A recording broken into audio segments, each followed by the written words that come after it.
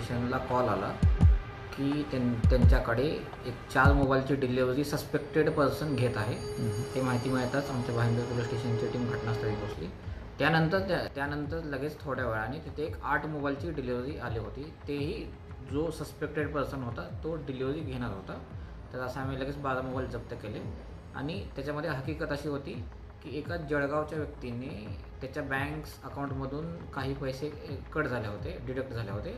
ते झाल्यानंतर त्यांनी लगेच त्याच्या बँकला कॉन्टॅक्ट केला आणि बँकने फ्लिपकार्टला सांगितलं की आमचा जो कस्टमर आहे त्यांनी कोणतीही गोष्ट ऑर्डर केलेली नाही आहे, पण त्याच्या अकाउंटमधून पैसे गेलेले आहेत. तेव्हा त्यांनी फ्लिपकार्टने ती ऑर्डर थांबवली.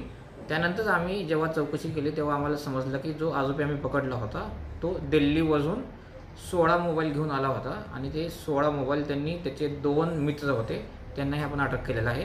त्यांना विकण्यासाठी दिले होते आणि ह्याच्यामध्ये ह्यांचं एक रॅकेट ऑपरेट करत होतं आणि ह्याच्यामधून आपण टोटल 28 मोबाईल आणि 4 लाख कॅश असा जप्त केलेला आहे. आणि ह्याच्यामध्ये ह्यांची मोडस अशी होती की ते एक cred.apk नावाची एक लिंक जे त्यांचा टार्गेटेड लोक आहेत त्यांना ते पाठवायचे. त्याच्यामुळे ते बँक्स डिटेल्स त्यांचे चोरी करायचे आणि सेम बँक्स डिटेल फ्लिपकार्टमध्ये त्यांच्या अकाउंट्समध्ये लॉग इन करून त्याच्यामध्ये वेगवेगळ्या ठिकाणी ऑर्डर करून ते डिलिव्हरी घेत असत.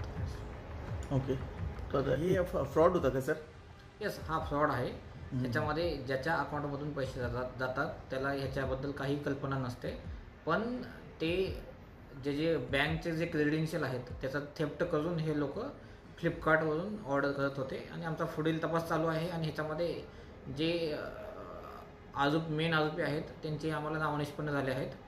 लवकरच आम्हाला त्यांचा शोध घेऊन त्यांना अटक करण्यात येईल. शेवटचा एक प्रश्न सर, ते दिल्लीवरून जे माणूस आला ज्याच्याकडून मोबाईल आले ते मोबाईल काय चोरी वगैरेच होती की असंच? नाही, सगळे मोबाईल जे आहेत ते नवीन मोबाईल आहेत, ते चोरीचे मोबाईल नाहीत.